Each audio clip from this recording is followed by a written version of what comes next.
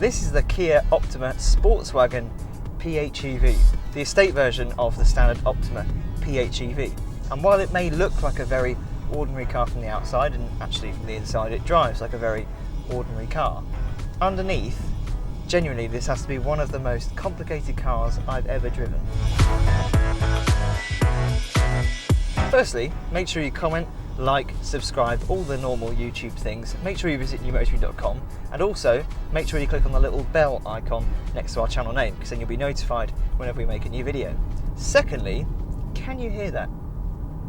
That is the sound of silence. It's the sound of an EV. And I don't know about you, but I absolutely love getting into an electric car and pulling away in total silence. I know it might sound really strange, but your brain just expects there to be the noise of an engine, and when that isn't there and you can still move, you can still drive, you're not running, I just find that really, really cool. Then what do I know? I'm probably not the coolest person in the world. In the standard Optima and the standard Optima Sportswagon, you can only have one engine. It's a 1.7 litre turbo diesel. In the Optima PHEV and the Sportswagon PHEV, you have a 2 litre naturally aspirated petrol engine that is supported by a battery pack and an electric motor. In total, this car has 202 brake horsepower and 227 pounds-feet of torque, but the electric motor on its own, that has 67 brake horsepower and 151 pounds-feet of torque, but that torque is available from 0 RPM. It's the same with all electric cars really, the torque is just there from the moment you put your foot down. 0 to 60 takes 9.4 seconds and the top speed is 119 miles an hour, and that is when the electric motor and the engine, they work together to give you maximum acceleration. But this being a plug-in hybrid, you can run it in full EV mode, in which case, I don't know what the performance figures are, because if I'm honest, I don't think Kia measured the performance figures in full EV mode, but you can get up to 75 miles an hour and you can get around 38 miles of range. That being said, while there aren't any performance figures in full EV mode, the throttle response is very good. Like I said, you've got that instant torque, so the pickup from the throttle pedal, yeah, it's pretty sharp. It's fun to have that instant torque from the electric motor. I'm not saying it's fast, it's just got a good response, and off the line it feels quicker than you think it would. What's really good is the fact that this car has a 6-speed automatic gearbox rather than a CVT, a constant variable transmission. To me, a traditional automatic is just more satisfying to use than a CVT. A CVT brings out the worst in engines, I always find, because they just drone. When you accelerate hard, it just does this, it just goes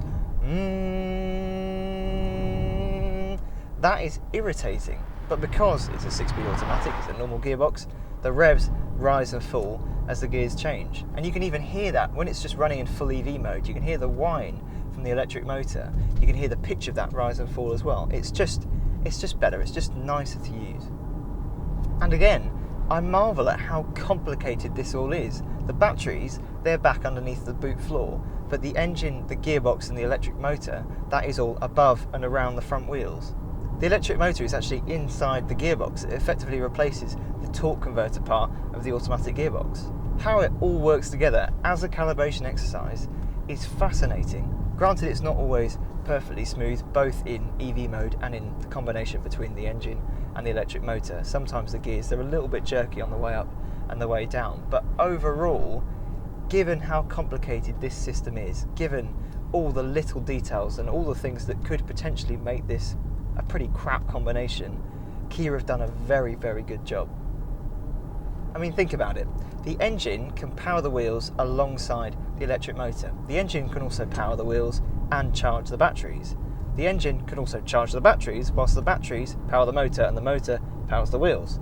And it can run in full EV mode, so the batteries can power the motor and the motor can drive the wheels. And that's not even taking into consideration the fact that it can recharge under braking when you lift off.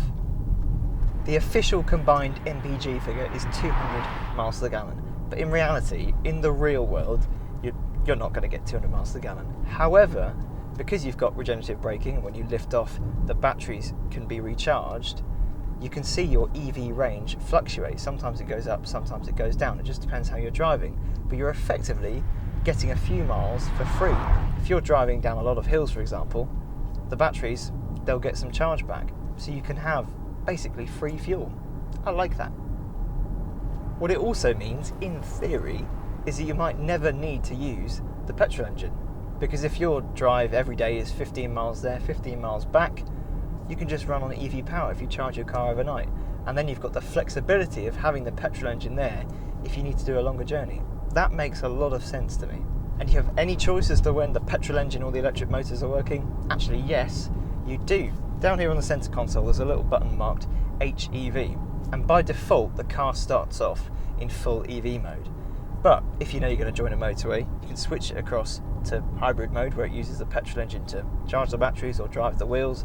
That way your battery won't go completely flat. And then, when you get to a town or you want to pull onto your driveway nice and quietly late at night, you can press that button again and go back to full EV mode. And then you're in complete silence. The brakes are larger than they are on the standard Optima Sportswagon. The standard car gets 280mm ventilated discs up front and 262mm solid discs at the back. With this, the PHEV, you get 300mm ventilated discs up front and 300mm solid discs at the back. Now, does that mean that Kia thinks this is going to be a hot hatch? No, it doesn't. Of course it doesn't. But that offsets the weight difference because this car weighs about 200 kilos more. So without that, you'd find the brakes would run out of steam very, very quickly. And thankfully they don't. The only problem with the brakes is the brake pedal feel. It's the same with a lot of electric cars because they recharge the batteries when you put your foot on the brake. That regenerative braking technology just makes the brake feel a little inconsistent, and it's true here as well. You just find it a little bit difficult to read exactly how much braking force I'm going to get. The suspension fundamentally is the same as it is on a standard Optima. The only difference is Kia has changed the springs, the dampers and the alignment slightly to offset, again, the fact that this is heavier than the standard Optima. But it's still very comfortable. There isn't a huge amount of roll. What I think lets the car down a little bit is the fact that the steering is very light and there's no feel at all. It's consistent, which is good, but I just can't feel anything. Design-wise, apart from the fact this car has two fuel caps, one for the electric stuff and one for the petrol, and it's got blue plastic strips across the side and the front, and also the fact that there are hybrid badges absolutely everywhere, you can't really spot this is anything different. That being said, the one difference that I find quite cool is the fact that on the front of this car, where there's normally a grille, it's been sealed up, but there is still a grille there. Once the engine gets to a certain temperature and it needs a bit more air, the grille will open. Cool stuff. Inside, again, it's very normal Optima. There's nothing really that exciting or interesting in the cabin, but everything feels well put together. That being said, what is cool is the fact that the dials are different in this car than they are on the standard Optima, because on the right hand side you've got a speedo, but instead of a rev counter on the left hand side, you've got a dial that says charge, eco and power. Also, you've got a little screen between those two dials that shows you all manner of things, from miles to the gallon to your speed to stuff that is specific to this hybrid version. So you can see when the engine is on, when the engine is powering the wheels, when it's powering the batteries. You can see all of that up there. That is useful and it's cool. The price is £35,145, so it's just over £4,000 more expensive than a standard top of the line normal Optima.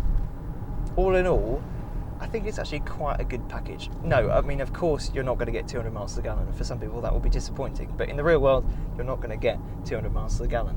But it looks good, it drives well, it drives better than some other plug-in hybrids I've driven, and the price penalty for going to the hybrid isn't as steep as you might imagine.